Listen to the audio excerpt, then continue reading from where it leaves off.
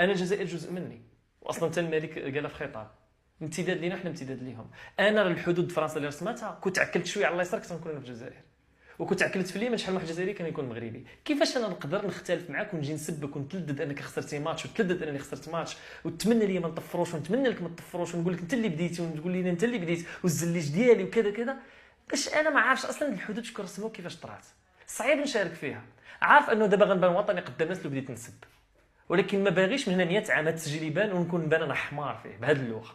يعني يقدروا يتصالحوا من بعد وتولي انت كما بالضبط. كاين انا كنعرف مغنيه فرنسيه غنات على الالمان تشبعت، دابا ما كتجبدش لانها جزء من صراع دموي تافه حقير، وفي ذاك الوقت كانت كتبان وطنيه.